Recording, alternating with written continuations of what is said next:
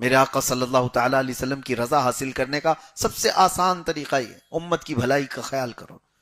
لوگ بڑے بڑے وظیفے، بڑے بڑے اعمال، بڑی بڑی عبادتوں میں مصروف ہیں، لیکن وہ فکر امت میں نہیں ہے، وہ خود اپنی فکر میں رہ گئے۔ تم جتنے بھی بلند بننے کے لیے وظیفوں کا سہارا لے رہے ہو، میں آسان طریقہ یہ بتا رہا ہوں، احساس اور درد تمہارے اندر ہو امت کا، تو پھر دیکھو رسول اللہ کی نعم احسانات اور ان کی نوازشیں کیسی ہوتی ہیں، آپ کو اندازہ بھی نہیں ہوگا۔ ایک بزرگ ہیں حضرت شبلی رحمت اللہ تعالی علیہ، میں ان کی بات عرض کر کے اس آیت کے متعلق عرض کرتا ہوں۔ حضرت شبلی کے متعلق اس زمانے کے ایک اور بزرگ نے دیکھا خواب میں کہ رسول پاک صلی اللہ تعالی علیہ وسلم کی مجلس لگی ہوئی ہے اور حضرت شبلی اس مجلس میں آ رہے ہیں، تو نبی پاک صلی اللہ تعالی علیہ وسلم نے سب کو ہٹایا اور کہا شبلی تم میرے بغل میں بیٹھو۔ ان کو رسول پاک صلی اللہ تعالی علیہ وسلم نے بالکل اپنے پاس بٹھایا۔ تو وہ جنس بزرگ نے حضرت شبلی کو خواب میں اس طرح سے دیکھا حضور کی بارگاہ میں، وہ بے چین ہو گئے کہ کیا عمل کرتا ہوگا شبلی، نبی پاک صلی اللہ تعالی علیہ وسلم کی بارگاہ میں اتنا قرب ہے۔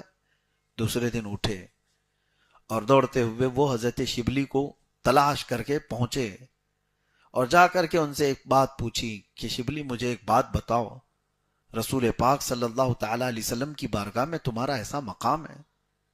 انہوں نے یہ نہیں پوچھا کیا مقام ہے، کیا دیکھا، ان سے اس بزرگ نے پوچھا کہ صرف یہ بتاؤ تم کرتے کیا ہو؟ تو حضرت شبلی کہتے ہیں دو عمل ہے میرے، رات کو اس وقت تک سوتا نہیں جب تک امت کی بخشش کی دعا نہیں کرتا، امت محمدیہ کی بخشش کے لیے، ان کے اصلاح حال کے لیے دعا نہیں کرتا، اس وقت تک سوتا نہیں۔ دوسری چیز یہ ہے جو عمل میں آپ کو بتا رہا ہوں، الحمدللہ برسوں سے میرا بھی عمل ہے۔ حضرت شبلی فرماتے ہیں جب بھی فرض نماز سے فارغ ہوتا ہوں، سلام پھیرتے ہی میں سب سے پہلے یہ آیت پڑھتا ہوں، لَقَدْ جَاءَكُمْ رَسُولٌ مِّنْ أَنفُسِكُمْ عزیز علیہ ما عنتم حریص علیکم بالمؤمنین رؤوف الرحیم۔ یہ میرا عمل ہے۔ اور حضرت شبلی فرماتے ہیں اس عمل کی برکت یہ ہے کہ جب دل زیادہ مغموم ہوا ہم نے رسول اللہ کو خواب میں دیکھ لیا۔ الحمدللہ اس کا اثر ہے، جب زیادہ دل بے چین ہوا، ٹوٹا، حضور پاک صلی اللہ تعالی علیہ وسلم کی زیارت آپ کو میسر ہوگی۔ خلوص دل کے ساتھ اس کو پڑھیں، یہ نہیں کہ نبی کریم صلی اللہ تعالی علیہ وسلم کی زیارت کرنے کا ہی غرض، اسی مقصد کو لے کر کے ہی پڑھنے کا یہ مطلب ہی نہیں ہو۔ اللہ تبارک و تعالیٰ کا یہ کلام حضور کے افضلیت اور ان کی عظمت کے لیے ہے، آپ پڑھیں اور دیکھیں اس کے انعامات انشاءاللہ۔ بہرحال 11ویں پارے میں ایک اور آیت ہے جس کو میں آپ کے سامنے عرض کرتا ہوں۔ حضور پاک صلی اللہ تعالی علیہ وسلم نے صحابہ کو جنگ تبوک میں جانے کا حکم دیا تھا۔ جنگ تبوک جو ہے یہ بہت لمبا سفر طے کر کے ہونے والی ایک جنگ تھی، مدینہ طیبہ سے اس میں نکلے تھے، لیکن اتفاق ایسا کہ اس میں 3 صحابہ نہیں آئے تھے۔ وہ کون تھے؟ ان کے متعلق آیت آئی ہے قرآن پاک میں جو آج ہم نے تلاوت کیا۔ اس میں سے ایک صحابی حضرت کعب، انہوں نے بڑی طویل حدیث خود اپنا واقعہ بیان کیا ہے، یہ حدیث آپ کو سیاہ ستہ میں مل جائے گی۔ تو حضور پاک صلی اللہ تعالی علیہ وسلم جب جنگ میں تشریف لے گئے، جتنے طاقت والے لوگ ہیں، استطاعت والے لوگ ہیں اور بغیر عذر کے ہیں ان کو جانا واجب تھا۔ سفر چلتا رہا، لیکن 3 لوگ ایسے تھے مدینے میں وہ نہیں آئے۔ حضور نے ان کے بارے میں پوچھا بھی کہ فلاں بن فلاں کہاں ہے، فلاں بن فلاں کہاں ہے؟ تو صحابہ نے کہا ہم نے ان کو مدینے میں دیکھا تو تھا، بیمار بھی نہیں، صحت مند تھے، لیکن آئے کیوں نہیں پتا۔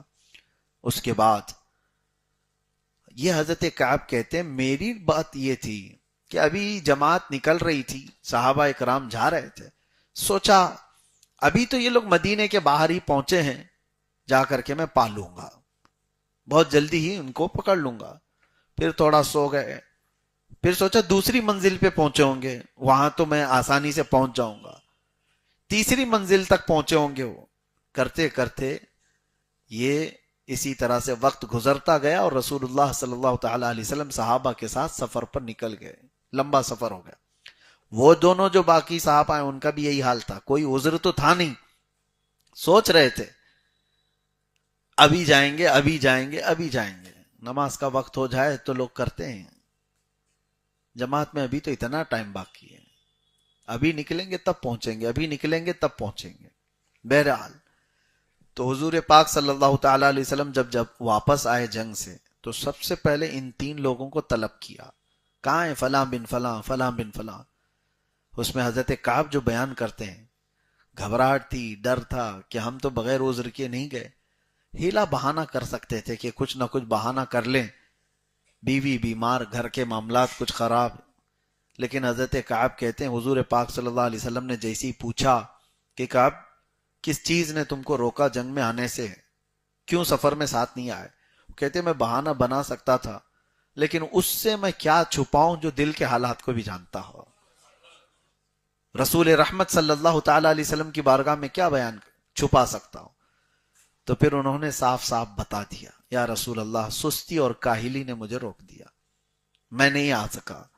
ان دونوں سے پوچھا, ان کا بھی معاملہ وہی تھا, انہوں نے بھی صاف صاف بتا دیا کہ ہم آنے کو تیار تو تھے, اب تب کرتے ہوئے جماعت آگے نکل گئی صحابہ کی اور ہم رہ گئے. حضور پاک صلی اللہ تعالی علیہ وسلم نے کیا فرمایا؟ پورے مدینے والوں کو حکم ہوا کہ ان تینوں کا مکمل بائیکاٹ کر دیا جائے, ان سے کوئی نہ ملاقات کرے گا, نہ ان کے ساتھ کوئی لین دین, کھانا پانی کچھ نہیں ہوگا. اور صحابہ اکرام رضوان اللہ تعالی علیہ مجمعین وہ حضور کی بات پر تو ایسے عمل کرنے والے, وہ سیسا پلائی دیوار تھے.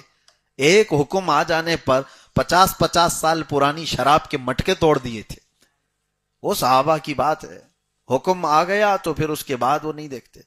میں آپ کو صرف اتنی بات بتاتا ہوں, حکم پر عمل پیرا ہونے کا طریقہ صحابہ کا کیا تھا. عبداللہ بن رواحہ رضی اللہ تعالیٰ, ایک صحابی, حضور پاک صلی اللہ علیہ وسلم مسجد نبوی میں بیان کر رہے تھے, اسی اسنا میں جو لوگ کھڑے ہوں گے حضور نے فرمایا بیٹھ جاؤ بیٹھ جاؤ. حضور کی آواز آئی, جو کھڑے ہوں گے ان کے لیے. عبداللہ بن رواحہ اپنے گھر سے نکلے ہوئے ابھی گلی میں تھے, جمعہ کے لیے مسجد میں آ رہے تھے, ان کے کانوں میں حضور کی آواز آئی, وہ گلی میں ہی بیٹھ گئے, وہیں بیٹھ گئے. تو لوگوں نے ان سے کہا کہ عبداللہ, رسول اللہ صلی اللہ تعالی علیہ وسلم وہ مسجد میں موجود لوگوں سے فرما رہے ہیں کہ بیٹھ جاؤ. حضرت عبداللہ بن رواحہ کہتے ہیں میرے کانوں میں رسول اللہ کی آواز آ گئی, بیٹھ جاؤ. اگر میں کھڑا رہا اس کے بعد تو پھر غداروں میں شمار نہ ہو جائے, نافرمانوں میں میرا شمار نہ ہو جائے. اور اس کے بعد ایسی ہی گھسٹتے گھسٹتے مسجد تک آئے, کھڑے نہیں ہوئے. تو صحابہ کے عمل کا طریقہ تو یہ تھا, ایک بار اگر کہہ دیا جائے بائیکاٹ, تو یہ نہیں کہ چوری چھپے کوئی بات کر لی جاتی, نہیں, وہ تو اتنے سخت تھے معاملات میں. انس بن نزیر ایک صحابی ہیں, حضور صلی اللہ علیہ وسلم ان کے گھر گئے اور راز کی کچھ باتیں ان سے ہوتی تھی. مکہ سے ایک لیٹر آیا تھا, جنگوں کی تیاریاں کر رہے تھے مکہ والے, اس میں لکھا ہوا تھا کہ کیا کیا تیاریاں ہو رہی. حضور صلی اللہ علیہ وسلم نے انس بن نزیر سے کہا پڑھ کے سناؤ, تو انہوں نے پڑھا, سنایا, اور حضور نے فرمایا بند کرو, یہ تیرے اور میرے بیچ میں راز ہے, کسی کو بتانا نہیں. ہو گئی بات, یہ فائنل ہے. صحابی رسول کو جب یہ بات مل گئی, لیکن حضرت انس بن نزیر کے بارے میں بتایا جاتا ہے وہ اپنی بیوی سے بہت محبت کرتے تھے, عشق کرتے تھے, عشق کے درجے تک اپنی بیوی سے محبت کرتے تھے. ان کی بیوی ان کی بڑی محبت کی حامل تھی. بہرحال ہوا یہ کہ رسول پاک صلی اللہ علیہ وسلم جیسے ہی ان کے گھر سے گئے, ان کی بیوی سامنے آئی, کہا انس, رسول اللہ صلی اللہ علیہ وسلم آئے تھے, کیا بات ہو رہی تھی؟ عشق اپنی جگہ, محبت اپنی جگہ بیوی کا. انس بن نزیر نے کہا نہیں, وہ بات نہیں بول سکتا جو رسول اللہ نے کہا کہ راز ہے, وہ نہیں بول سکتا. انہوں نے کہا مجھ سے بھی چھپاؤ گے, مجھ سے بھی چھپاؤ گے, اتنی محبت کرتے ہو, اتنا عشق کرتے ہو. کہا وہ تمہارا مقام الگ ہے. یہ بات چل رہی تھی, اسی میں بیوی نے کہہ دیا میں نے تو سن لیا ہے دیوار کے پیچھے سے کیا بات ہو رہی تھی, مکہ سے خط آیا ہے, مکہ والے جنگوں کی تیاری کر رہے ہیں. او اتنا سننا تھا. سیدھے انس بن نزیر جا کے گلا پکڑ لیا اپنی بیوی کو, اور گلا پکڑ کر کے رکھے کہ میں تجھے نہیں چھوڑ سکتا, کیونکہ میرے اور رسول اللہ کے راز کا افشا میں برداشت نہیں کر سکتا. وہ اپنا گلا چھڑانا چاہ رہی ہیں لیکن یہ چھوڑ نہیں رہے، اور اسی طرح سے گردن پکڑ کر کے رسول اللہ تک لے کر کے آئے، جس سے بے حد محبت کرتے ہوں۔ آ کر کے نبی پاک صلی اللہ علیہ وسلم سے عرض کیا کہ آقا، آپ کا یہ غلام آپ کے راز کی حفاظت کر رہا تھا، لیکن دیوار پیچھے سے اس خاتون نے سن لیا، اگر آپ کا حکم ہے تو اس کو میں ختم کر دوں۔ رسول پاک صلی اللہ تعالی علیہ وسلم رحمت للعالمین ارشاد فرماتے ہیں انس چھوڑ دو، وہ بھی میری صحابیہ ہے، وہ راز کی حفاظت کرے گی۔ اس کے بعد ہاتھ چھوڑ دیا، پھر مسکرا کر اپنی بیوی سے کہا یہ رشتہ الگ ہے اور وہ محبت الگ ہے۔ میرے آقا صلی اللہ تعالی علیہ وسلم کا حکم جہاں آ جائے تو پھر کوئی رشتہ نہیں ہے۔ یہ صحابہ کا معمول تھا۔ تو یہ تین صحابہ کو جیسی حضور نے ایک بات میں کہہ دیا مدینے میں کہ ان تینوں کا بائیکاٹ، بیویوں نے بات کرنا چھوڑ دیا، ان کے بھائیوں نے، ماں باپ نے، کہ اللہ کے نبی کا فرمان ہے تم سے بات نہیں کر سکتے۔ حضرت کعب کہتے ہیں زندگی اتنی کٹھن ہو گئی تھی، سخت ہو گئی تھی کہ جس کو دیکھو منہ پھیر رہا ہے، کوئی بات کرنے کو تیار نہیں۔ چلو یہ باتیں تو ہم برداشت کر لیتے کہ مدینے والے کوئی ایک دوسرے سے کوئی بھی ملنا نہیں چاہ رہے ہم سے، لیکن رسول اللہ صلی اللہ تعالی علیہ وسلم کے پاس جائے تو میرے آقا بھی چہرہ پھیر لیتے تھے۔ یہ بہت سخت معاملہ تھا ان کے لیے۔ اور ان کی خطا کیا تھی؟ یہ بغیر عذر کے جنگ سے پیچھے رہ گئے تھے۔ اللہ کے نبی صلی اللہ تعالی علیہ وسلم نے جب فرمایا، ان کی بیویوں کے بارے میں وہ کہتے ہیں وہ کھانے کا برتن یوں سرکا دیتی تھی اور چہرہ پھیر کر کے چلی جاتی تھی۔ اگر وہ کچھ بات کرتے تو پیچھے مڑ کر کے، کیونکہ وہ رشتہ داریاں بھی تھیں، اس کے باوجود وہ کہتی اللہ کے نبی صلی اللہ علیہ وسلم نے جتنا حکم دیا اسی پر ہم عمل کریں گے، کہیں ہمارا ایمان نہ چلا جائے۔ وہ عتاب میں چل رہے تھے اور اس اثنا میں ان کے تقریباً 40 دن گزر گئے۔ وہ کہتے ہیں کہ زمین تنگ ہو گئی تھی ہمارے لیے، رو رو کر کے ان کے حلقے پڑ گئے تھے، اتنا روئے تھے یہ تینوں صحابہ۔ تب یہ آیت نازل ہوئی حضور پاک پر، وَعَلَى الثَّلَاثَةِ الَّذِينَ خُلِّفُوا حَتَّى إِذَا ضَاقَتْ عَلَيْهِمُ الْأَرْضُ بِمَا رَحُبَتْ وَضَاقَتْ عَلَيْهِمْ أَنفُسُهُمْ۔ اللہ فرماتا ہے وہ تین لوگ جو حضور پاک صلی اللہ علیہ وسلم کی جماعت سے پیچھے رہ گئے، ان پر زمین تنگ ہو گئی تھی، تو اس کا نبی پاک صلی اللہ تعالی علیہ وسلم نے بائیکاٹ کا حکم دیا، سارے مدینے والوں نے ان کو تنہا کر دیا، چھوڑ دیا۔ ثم تاب علیہم لیتوبوا ان اللہ هو التواب الرحیم۔ اللہ فرماتا ہے پھر جب انہوں نے سچی توبہ کی تو اللہ نے ان کی توبہ قبول فرمائی۔ بے شک اللہ توبہ قبول کرنے والا، رحم کرنے والا ہے۔ جب یہ آیت نازل ہوئی، حضور پاک صلی اللہ تعالی علیہ وسلم فجر میں اعلان فرماتے ہیں کہاں ہے کعب، کہاں ہے فلاں، کہاں ہے فلاں۔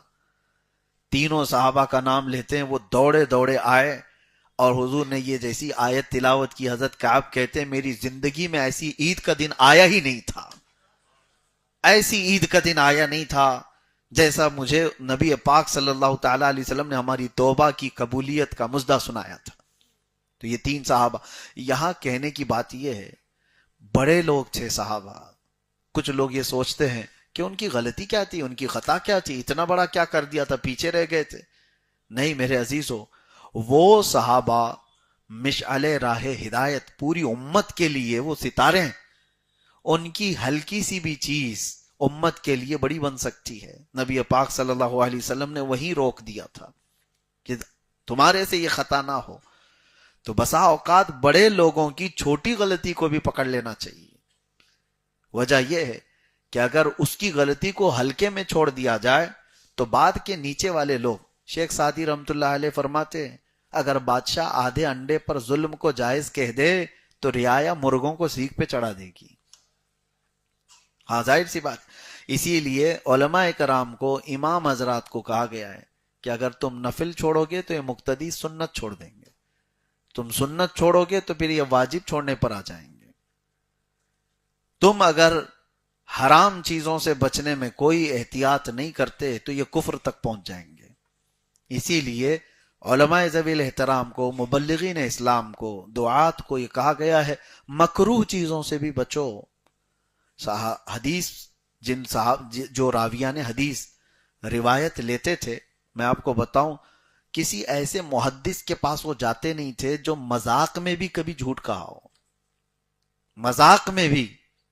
پوری زندگی کی بات کر رہا ہوں، ایک محفل میں پوری زندگی بھر.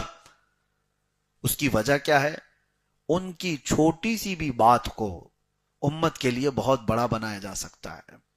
اگر اسی لیے سرکار سیدنا امام حسین رضی اللہ تعالیٰ عنہ کی بات سمجھیں آپ. یزید کے ساتھ معاملہ کیا تھا؟ بس یہی تو تھا کہ وہ فاسق و فاجر خلیفہ اگر اس کو برداشت کر لیا جاتا تو بعد کے لوگوں کے لیے دلیل بن جاتی. رسول اللہ کا نواسہ جب فاسق و فاجر کو امام مان سکتا ہے تو ہم اپنے زمانے کے چوروں کو امام کیوں نہیں مان سکتے؟ ہماری مسجدوں کے مصلوں کا آج تک پاک ہونا، محترم رہنا، اس میں امام حسین کا صدقہ ہے. انہوں نے چھوٹی سی چیز اگرچہ آپ کے نظر میں ہو. ایک اور میں آپ کے سامنے حکایت عرض کرتا ہوں. ایک عالم دین ہے، وہ جہاز کے سفر پر ہیں اور پانی کے جہاز میں وہ بیچ دریا میں جب جہاز پہنچا، ان کے پاس 2000 سونے کے سکے تھے. 2000 اشرفیاں یہ سفر میں لے کر چل رہے تھے. اور راستے میں جب سمندر کے درمیان پہنچے تو اتفاق ایسا کہ اس جہاز پہ ایک چور بھی سفر کر رہا تھا، اچھا خاصا چور، ٹرینڈ. اور اس نے اس مولانا صاحب کو دیکھ لیا تھا کہ ان کے پاس سونے کے سکے ہیں، چرائے تو کیسے. اور جب سمندر کے بیچ پہنچ جائے جہاز تو نہ کسی کے آنے کا اندیشہ، نہ کسی کے باہر جانے کا، جو ہے جہاز میں. تو اس نے ایک ہیلا اپنایا. اس نے کیا کیا؟ اچانک رات کو واویلا مچانا شروع کر دیا. ہائے افسوس، میرے 2000 سکے کسی نے چرا لیے، میرے سونے کے 2000 اشرفیاں کسی نے چوری کر لیا. کون؟ یہ چور نے اعلان کرنا شروع کیا.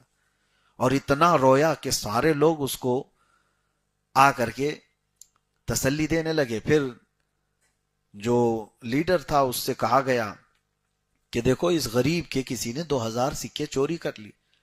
اب یہاں سے کوئی بھاگ تو سکتا نہیں، جہاز میں جو ہوگا چوری کیا ہوا وہ اسی اندر ہوگا، یہی ہوگا، چرایا ہوا مال بھی یہی ہوگا. تو اس نے ضد کر دیا کہ میرا مال ڈھونڈا جائے. اس کو پتا تھا، اس نے اچھی طرح سے دیکھا تھا مولانا صاحب کے پاس 2000 سکے ہیں.